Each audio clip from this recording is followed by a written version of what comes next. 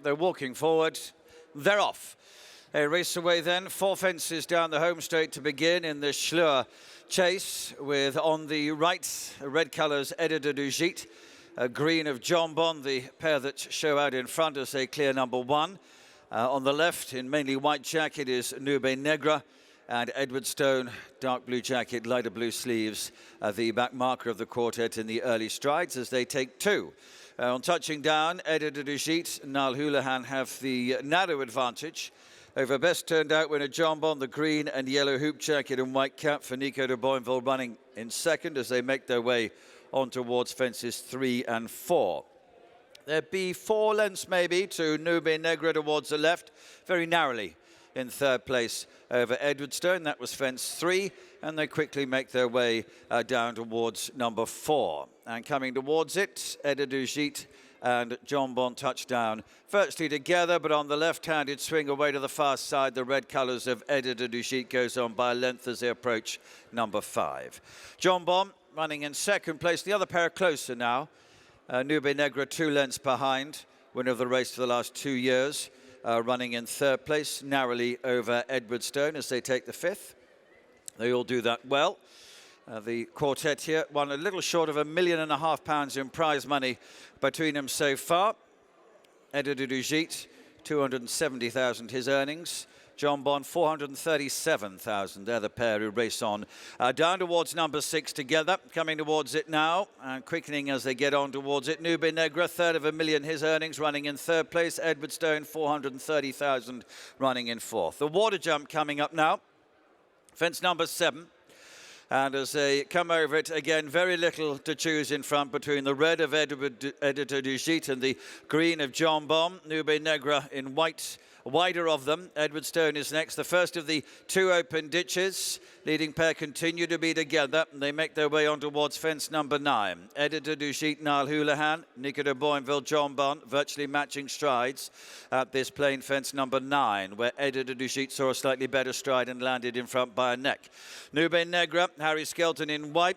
Tom Cannon, Edward Stone, the 2 shades of blue. The yellow cap continues to be in 4th place, but has never really been more than 4 or 5 lengths off the leaders. 4 from the finish, the final one of the open ditches. Jonbon going through into a narrow advantage there, took it well, and off he goes by 2 lengths. So Jonbon has quickly made that 3 or 4 lengths at the top of the hill. They're about to swing left-handed towards home.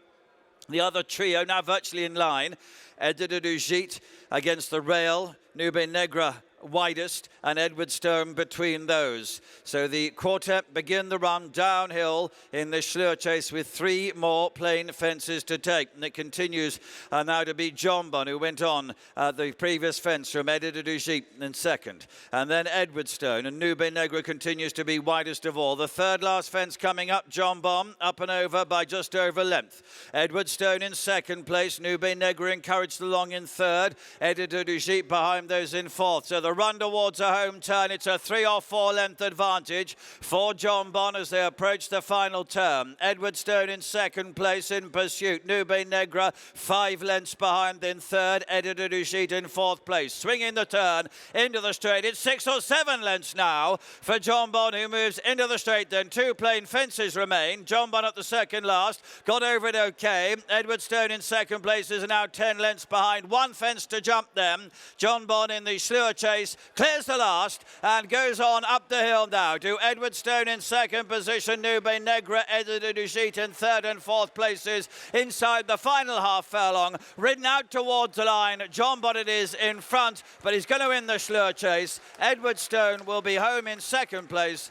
Previous dual winner Nube Negra this year is in third, and then Editeur Du Gite in 4th. Nico De Boinville was on board Jonbon for the first time over obstacles, in public at least. First of all, how was that?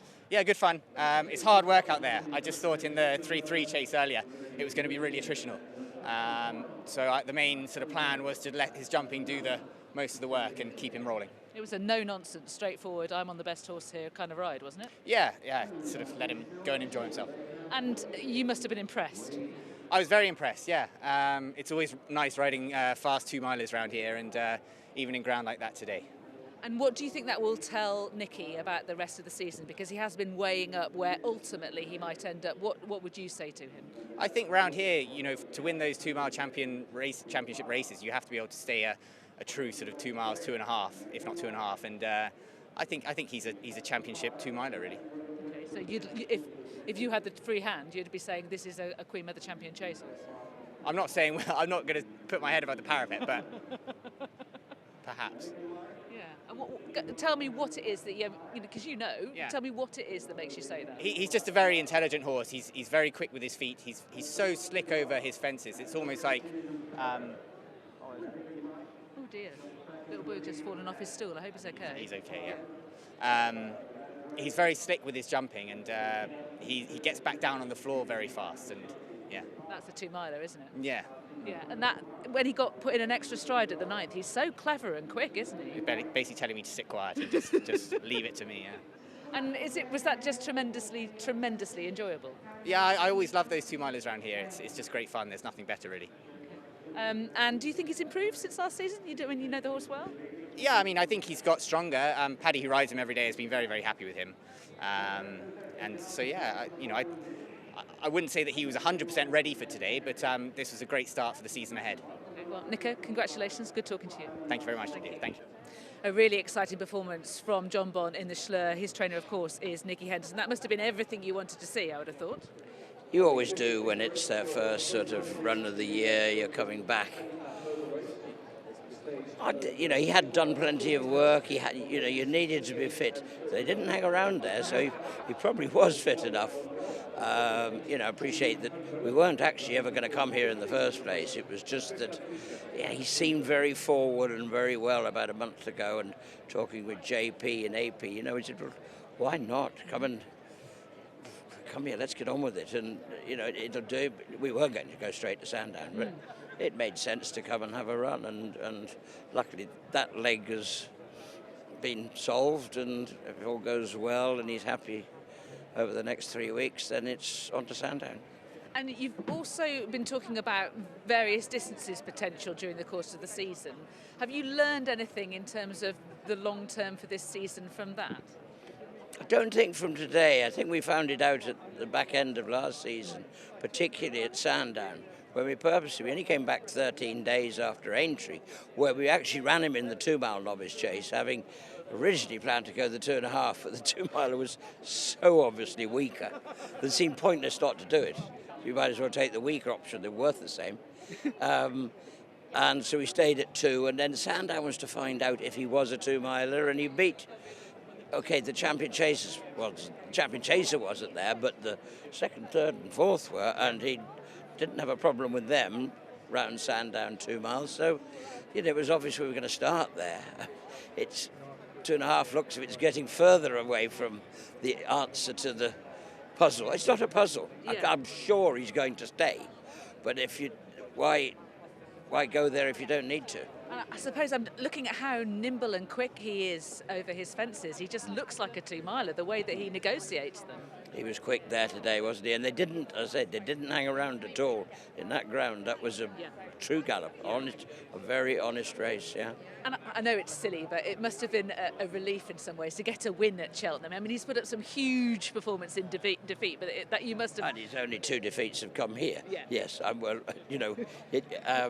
okay, one was Constitution Hill, which was no... Forgivable. ...disgrace, and Fabiolo. So, as long as I say we can persuade Willie to stay in Ireland, we'll stay in England, and we can look forward to a rematch to be fair, it's actually 1-1. Because we beat him a short head at Aintree the year before in the hurdle. So, it's 1-1 at the moment. Okay.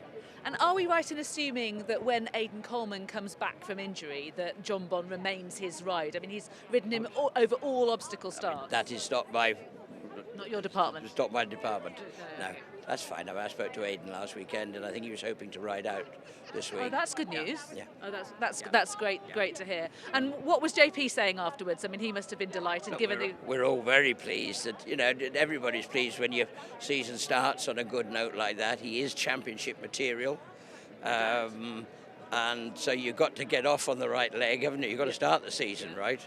There's a long, long way to go. And, you know, one knows, you know, where we all want to finish up.